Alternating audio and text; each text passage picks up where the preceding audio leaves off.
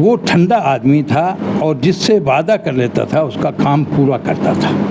और उसके बाद परिवार बड़ा है तो वो सब भाई अलग होते गए, नीतियाँ कुछ नहीं, राजनीतिक परिवार बन गया था ये, और राजनीति के सिवाय और कोई काम आता भी नहीं इनको। मैंने 1962 में देवीलाल जी को मेरी दुकान में चाय पिलाई हुई है अपने हाथ से। मैं इसमें नंबर 1 तो बंसीलाल जी को मानूंगा, क्योंकि वो पहले सीएम थे और शुरुआत उन्होंने की बिजली सड़कों की, हालांकि बाद। नमस्कार दोस्तों, मैं प्रवीण मंगाड़ीर, आप देख रहे हैं आपका अपना चैनल स्ट्रॉन्ग हरियाणा। आज भाई हिसार के अंदर और हमारे साथ है अमर गुप्ता जी, जो कांग्रेस के वरिष्ठ नेता रहे हैं, लगभग 60-62 सालों से जो कांग्रेस की लगातार सेवा की है। तो नमस्कार गुप्ता साहब। नमस्कार जी। गुप्ता साहब, बात करेंगे, आपका अनुभव है 60-62 साल का राजनीति का, और उस टाइम की राजनीति थी और आज की राजनीति है, कितना डिफरेंस है, कितना अंतर है जी? उस टाइम लोगों में सच्चाई बहुत थी और राजनेता भी ज़्यादा ईमानदार थे। अब बहुत कम राजनेता ईमानदार बचे हैं। लोगों का काम करना चाहते थे, जीत के जाने के बाद भाई सोचते थे इस एरिया का भला हो, और इसीलिए हमारे देश ने पहले तरक्की की। आपने सुना होगा कि नेहरू जी ने जब भाखड़ा डैम बनाया तो उन्होंने यही कहा था कि आज का मंदिर है ये, अगर भाखड़ा नहीं होती तो पंजाब, हरियाणा और राजस्थान कुछ भी नहीं होता। तो इसी तरह पहले के लोगों ने काम किया। आज राजनीति में बहुत कुछ गड़बड़ हो चुकी है, और ये पिछली सरकार ने तो हमारे देश का क्या कर दिया है आपको पता ही होगा। बात करें पीछे की, हरियाणा की बात करें तो 3 लाल थे जी, चौथा लाल अब आ गया मनोहर लाल। तो उन तीनों लालों की चर्चा करें, 3 लाल में से कौन सा ऐसा लाल था जो मतलब कि जिसने हरियाणा का मतलब एक स्वरूप बदल दिया, एक हरियाणा के लिए काम किया? मैं इसमें नंबर 1 तो बंसीलाल जी को मानूंगा, क्योंकि वो पहले सीएम थे और शुरुआत उन्होंने की बिजली सड़कों की, हालांकि बाद में उनको हमारे जैसे चमचों ने मिसगाइड कर दिया। दूसरा नंबर भजनलाल जी का, तीसरा नंबर मैं देवीलाल जी को दूंगा, क्योंकि उनमें जनता को इकट्ठा करने की या जातिवाद के हिसाब से इकट्ठा करने की ताकत ज़्यादा थी। और मनोहर लाल जी तो खैर जो भी है इसके बारे में क्या कहें, ज़ीरो जी मेरी नज़र। 10 साल 9.5 साल लगभग राज, बिल्कुल राज किया, वो दूसरे कारण थे मेरे हिसाब से। क्या कारण थे जी? ठीक है, लोगों को एक बहुत ही बड़ी मतलब डपोल संख वाली भाषा में समझाया गया और उसमें लोग आ गए, अंधभगत बन गए। इस चक्कर में ये 9.5 साल राज कर गए, काम करने के लिए नहीं किया। जनता को भिड़ा करके आपस में जातिवाद फैला करके और बड़े सेठों की सेवा करके ये जमे रहे राजनीति में। बीजेपी को अब समझ में आया जी, 9.5 साल तो उसका राज करवा दिया, लेकिन अभी बच्चे हैं मतलब 6 महीने, उसमें इन्होंने वो पलट दिया, सैनिकों ले आई। इसमें कुछ फार्मूला है या साधारण कोई? नहीं, ये बीजेपी की एक आदत है। देखो, अब 10 साल में बीजेपी का राज नहीं है। जहाँ पीर लग जाता है वहाँ पार्टी होती है और पार्टी में 5 आदमियों की राय होती है। अब तो आपको पता है कि 2 ही आदमियों की सरकार है, मगर इनका ये पॉलिसी है, कई स्टेटों में ये हो चुका कि आखिरी टाइम में बदल दो, जिससे जो भी 5 साल की या 10 साल की उसकी गलतियाँ हो पिछले मुख्यमंत्री की, वो उजागर ना हो सके, लोग उसको बोल ना सकें। नया मुख्यमंत्री ये क्या करेगा? जैसे कि आपने बंसीलाल का नाम लिया नंबर 1 पे, कौन से ऐसे काम थे जो आप बंसीलाल को 1 नंबर पे कह सकते हैं? नहीं, बंसीलाल जी ने शुरू में आते ही जो सबसे पहला काम किया वो इंफ्रास्ट्रक्चर को बढ़ाया, जैसे सड़कें बनाई, बिजली लाया। शुरू में यंग था तो वो चीज़ें बहुत बड़ी चीज़ थी, हमारी नींव मजबूत हुई उससे, इसीलिए विकास पुरुष कहा जाता है। बिल्कुल, स्टेट की नींव मजबूत हुई तो विकास पुरुष। तो नींव मजबूत होगी तो मकान अच्छा बनेगा। आज जो हरियाणा बीच में तरक्की कर गया था, अब तो वापस उसका नुकसान हो चुका है जितना होना था। बाकी फिर बात करें देवीलाल की जी, देवीलाल की कौन सी ऐसी नीतियाँ थी जो मतलब लोगों को अपनी तरफ आकर्षित किया उन्होंने? मैंने 1962 में देवीलाल जी को मेरी दुकान में चाय पिलाई हुई है अपने हाथ से, मेरे दादाजी के साथ बैठ के, और उनको शुरू से जानता हूँ क्योंकि मेरे इलाके के हैं वो, मेरे गांव से काफ़ी नज़दीक है उनका चौटाला। देवीलाल जी जातिवाद के नाम पर आगे बढ़ गए थे और वैसे मिलनसार आदमी थे, ठंडे आदमी थे, समझदार आदमी थे। बाकी कोई ऐसी बहुत बड़ी सिवाय जातिवाद के या चलो जैसे भी है एक ग्रुपबाजी के, और कोई उनकी बहुत बड़ी मेरे ख्याल में हरियाणा के लिए ज़्यादा उपलब्धि नहीं है।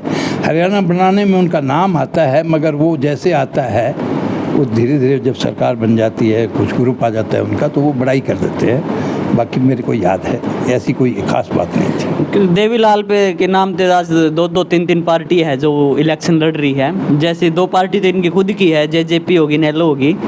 तो क्या उनकी नीतियों पे लड़ रही है या वैसे ही नाम का एक ढकोसला बना रखा है? इनकी नीतियों के बारे में तो देवीलाल जी के सामने प्रताप भी कुछ बता देता था, और उसके बाद परिवार बड़ा है तो वो सब भाई अलग होते गए। नीतियाँ कुछ नहीं, राजनीतिक परिवार बन गया था ये, और राजनीति के सिवाय और कोई काम आता भी नहीं इनको। पैसा बहुत है, पैसा बहुत है। बात करेंगे जी तीसरे नंबर पे भजनलाल की। तो भजनलाल की ऐसी कौन सी नीतियाँ रही जो उन्होंने सबसे लंबे समय तक राज किया हरियाणा के अंदर? एक पहले मुख्यमंत्री रहे जिसने लंबे टाइम तक राज किया। बिल्कुल राज किया, क्योंकि वो जनता के लिए कोई भी गया नौकरी लगवाने के लिए, जहाँ भी संभव हुआ उन लोगों को नौकरियाँ लगवाई। वो ठंडा आदमी था और जिससे वादा कर लेता था उसका काम पूरा करता था, और किसी भी व्यापारी को या किसी भी दूसरे पैसे वाले को उसने कभी तंग नहीं किया, जैसा कुछ और बाद के सीएम ने शायद किया।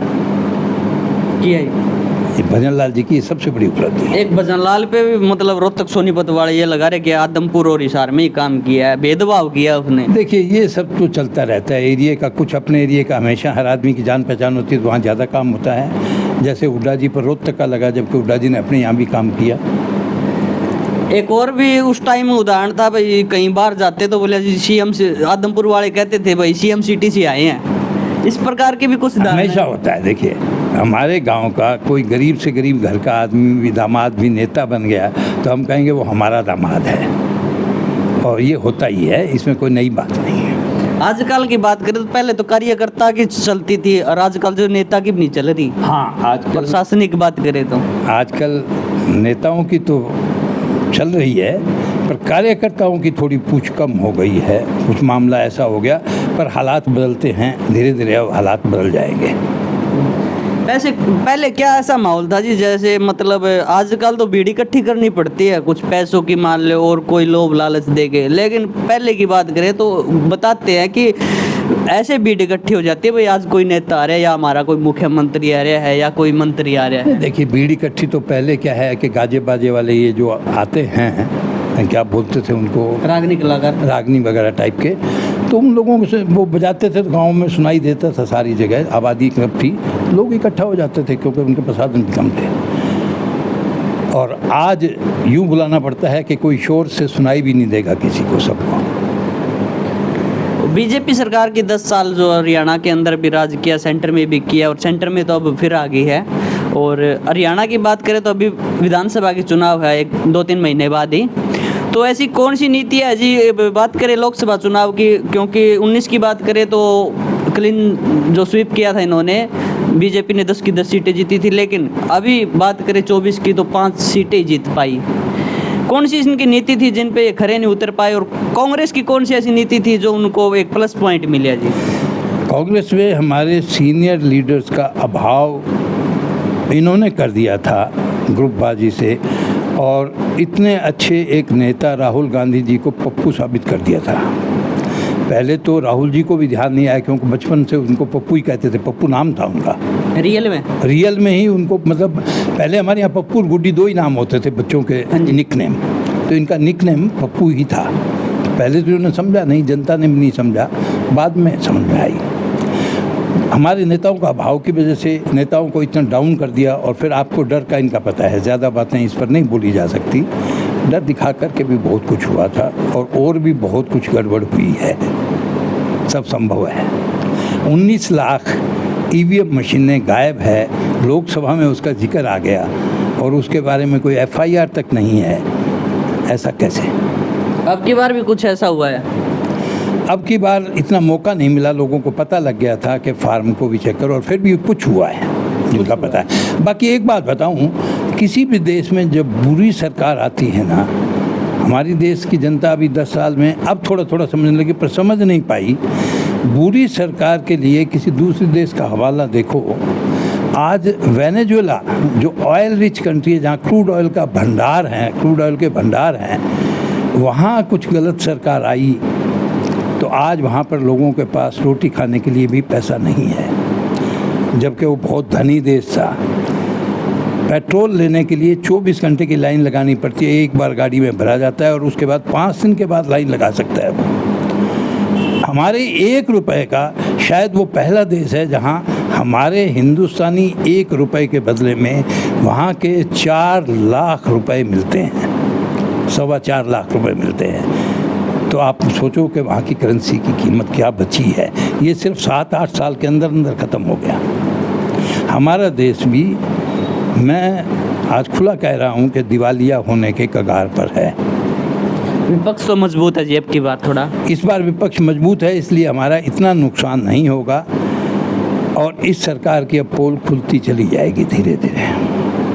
आने वाले विधानसभा में क्या प्रभाव रहेगा जी हरियाणा की बात करें तो? देखो, मैं कांग्रेसी आदमी हूँ, उस नाते भी और अनुभव के हिसाब से भी कांग्रेस का भविष्य बहुत उज्जवल है।